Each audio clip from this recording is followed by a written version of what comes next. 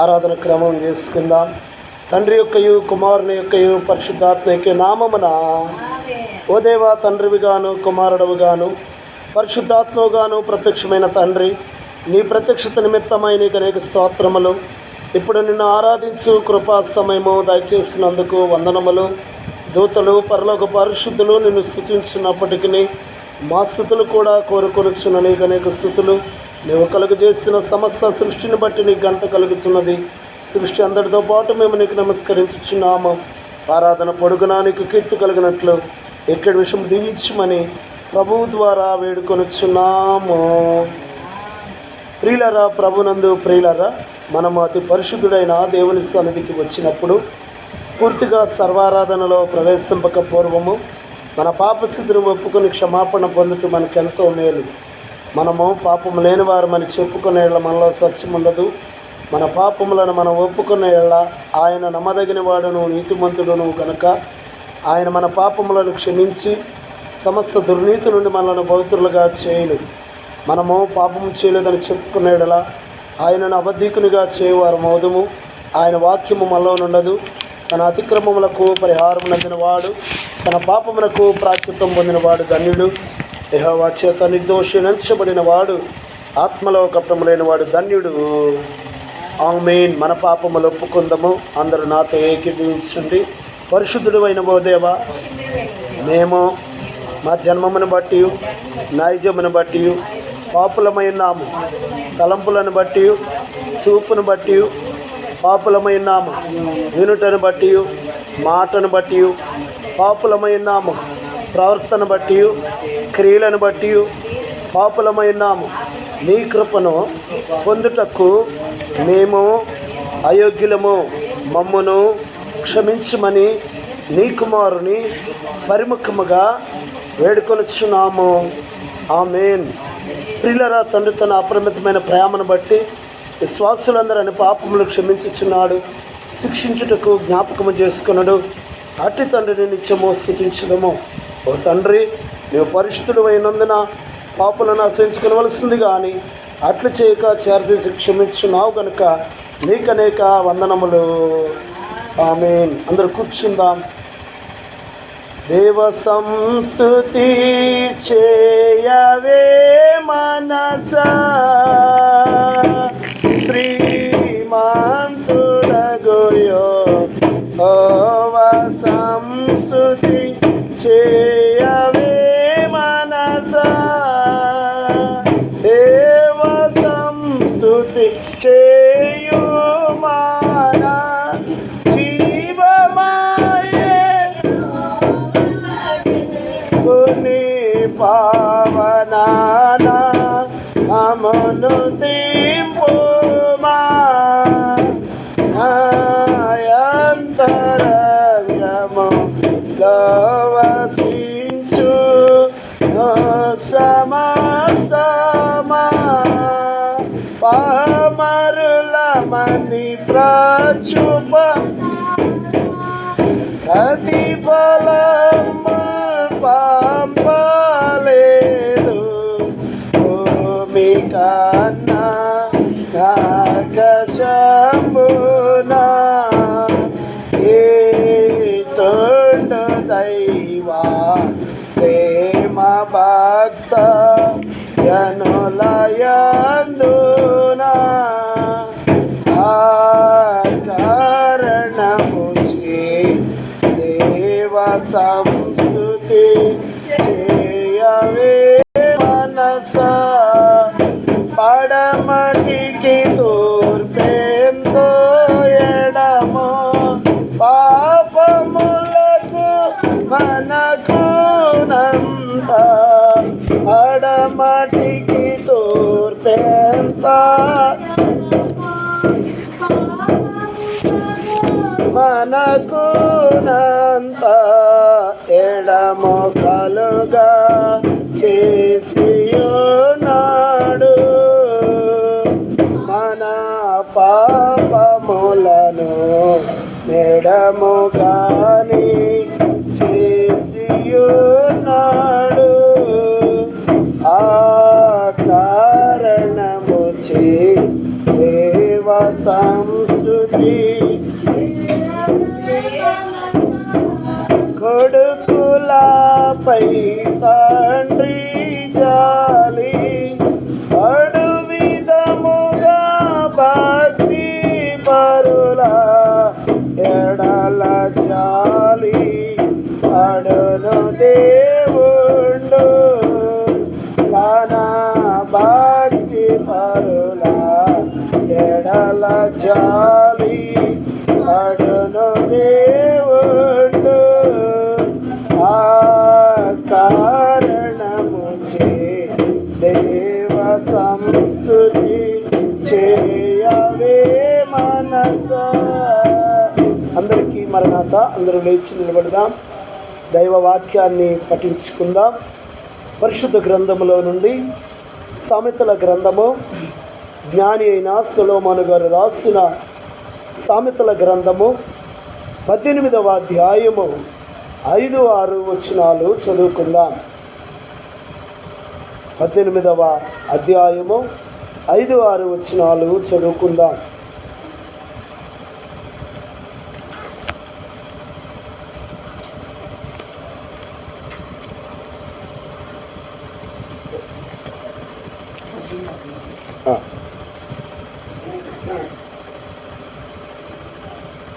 తీర్పు తీర్చుటలో భక్తిహీనుల ఎడల పక్షపాతము చూపుటయు నీతిమంతులకు న్యాయము తప్పించుటయు క్రమమును కాదు. బుద్ధిహీనులు పెదవులు తలమునకు సిద్ధముగా ఉన్నది. ఎప్పలు కావాలని వారు కేకలు వేయును. బుద్ధిహీనులు నేడు వానికి నాశనము తెచ్చును, వాని పెదవులు వాని ప్రాణములకు నీరు తెచ్చును. చాలండి. తండ్రి అయిన దేవుడు తన పరిశుద్ధ వాక్యమును ఆరాధనలోనికి విచ్చేసిన మీ అందరి వినికిల్లో దీవించునుగాక. యెహోవా శ్రేష్ఠ జనక నీకు ఎంతయు ప్రణతి మహోన్నతుడగన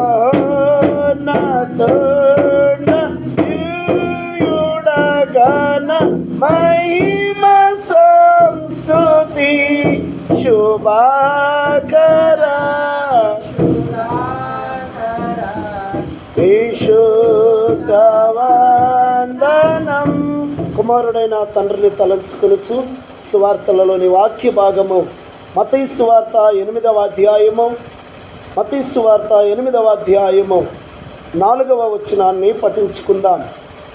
అప్పుడు యేసు ఎవరితోనూ ఏమీ చెప్పకు సుమి, కానీ నువ్వు వెళ్ళి వారికి సాక్షాత్తమైన నీ దేహమును యాజకునికి కనపరచుకుని మోషే నియమించిన కానుక సమర్పించుకోమని వారితో చెప్పాను. ఆయన చాలండి. కుమారుడైన దేవుడు తన పరిశుద్ధ వాక్యమును కూడి వచ్చిన ప్రతి ఒక్కరి వెనుకలు దీవించునుగాక. విమోచక పిత్రాత్మజుండ విజయ మంగళం సమస్త సృష్టి సాధనాంబ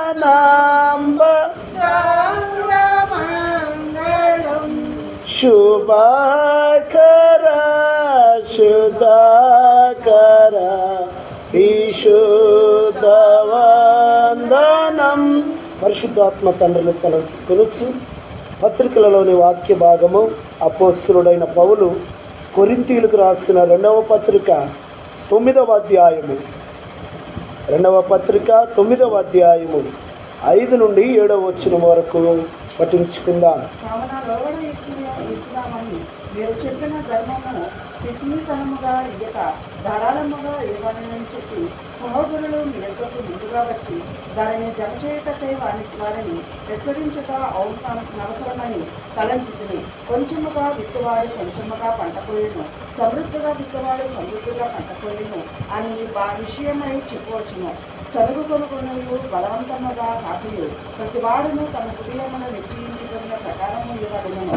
దేవుడు ఉత్సాహముగా ఇచ్చువారిని ప్రేమించును. చాలండి. పరిశుద్ధాత్మ దేవుడు తన పరిశుద్ధ వాక్యమును కూడి వచ్చిన వారందరి వెనుకల్లో దీవించునుగాక. పరాత్మ పితా పుత్ర నిర్గమ కరుణ స్తోత్రము పరప్రదుండ భక్త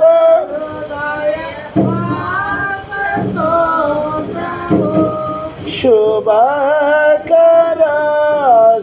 దయకరా విశుద్ధ. వాక్యం ఇచ్చిన తండ్రికి స్థుతి. ప్రియకుడైన దేవ, భూమి ఆకాశముల కంటను వెండి బంగారముల కంటను గొప్పదానమగుని గ్రంథమును మాకు దయచేస్తున్నావు కాబట్టి నీకనేక కృతజ్ఞతా స్తోత్రములు. నీవు స్వయముగా మాకు చెప్పవలసిన మాటలన్నీ ఈ పుస్తకములు మిడిచినావు గనుక నీకు మా వందనములు సమర్పించుకొనుచున్నాము. ఆమె విశ్వాస ప్రమాణం చెప్పుకుందాం. దేవుడు ఆది అంతము లేని దేవుడని నేను నమ్ముచున్నాను.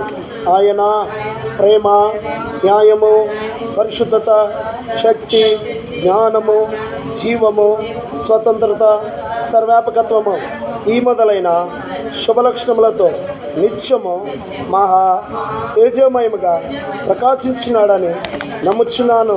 యేసుక్రీస్తు ప్రభు రూపమునకు మనుషుడుగాను అనాస్థితిని బట్టి దేవుడిగాను సంచరించుచు దివ్య బోధల మూలముగాను అద్భుతముగు ఉపకారముల మూలముగాను నా పాపములు, నా వ్యాధులు, నా శిక్షలు తన శిలుమ్రానుపై వేసుకొని మరణమౌట మూలముగాను ఆయన సమాధిలో నుండి మూడవ నాడు వెలుపలికి వచ్చి పరలోకమునకు వెళ్ళుట మూలముగాను తన విద్యాస్థితిని, ప్రేమను వెల్లడించినాడని నమ్ముచున్నాను. ఇప్పుడు అందరి నిమిత్తమై విజ్ఞాపన ప్రార్థన చేయించున్నాడని ఆయన రెండవ మారు సంగమును కొనిపోటకు మెగాసీనుడై వచ్చుననియు మిగిలిన వారికి 7 ఏండ్ల శ్రమ కలుగుననియు తర్వాత క్రీస్తునకును జరుగు యుద్ధములో అంత్యక్రీస్తు అబద్ధ ప్రవక్త నరకములో వేయబడుదరనియు సాతాను పాతాళములో 1000 ఏండ్లు బంధింపబడిననియు ఆ తర్వాత ప్రభువు భూమి మీద 1000 ఏండ్లు పరిపాలన చేయననియు తర్వాత ఆయన సజీవులకును మృతులకును తీర్పు తీర్చునని నమ్ముచున్నాను. క్రీస్తు ప్రభువు పాతాళములోని సాతానును విడిపింపగా అతడు భూమి మీదికి వచ్చి గోగు మాగోగు అను పేర్లు గల సైన్యములను ఏర్పరచుకుననియు అతడు దేవునితో యుద్ధము చేసి ఓడిపోవుననియు క్రీస్తు అతనిని నరకములో పడవేయనని నమ్ముచున్నాను. అటు తర్వాత ఆయన అందరికీ తీర్పు విధించుననియు అవిశ్వాసులను నరకములోనికి పంపివేయనని నమ్ముచున్నాను. తుదకు భూమి మీదనున్న పరిశుద్ధులందరూ ఏక సంగముగా ఉండుట వలన భూమి పరలోకములో ఒక భాగమగుననియు క్రీస్తు ప్రభువు పరలోకములోను భూలోకములోను ఉండుననియు నమ్ముచున్నాను. నేను పరిశుద్ధాత్మను నమ్ముచున్నాను. ఈయన తండ్రితోను కుమారునితోను ఏకదేవుడిగానే ఉండి పనిచేయుచున్నాడని ఈయన ఆవేశం వలనే దైవ గ్రంథము వ్రాతలోనికి వచ్చినదనియు ఈయన వెలిగింపుని బట్టి ఆ గ్రంథము అర్థమగుననియు తండ్రి ఉద్దేశించిన రక్షణ అనగా కుమారుడు తన అమూల్యమైన రక్తము వలన గడించి పెట్టిన రక్షణ పరిశుద్ధాత్మయే విశ్వాసికి అందించునని నమ్ముచున్నాను. తండ్రి కుమారులతో పాటు ఈయన కూడా సమానముగా ఆరాధన నందదగు దేవుడని నమ్ముచున్నాను. పరిశుద్ధుల సహవాసమును పునరుద్ధానమును నిత్య జీవమును గలవని నమ్ముచున్నాను. ఆమేన్, ఆమేన్, ఆమేన్. అందరికీ మరణాత.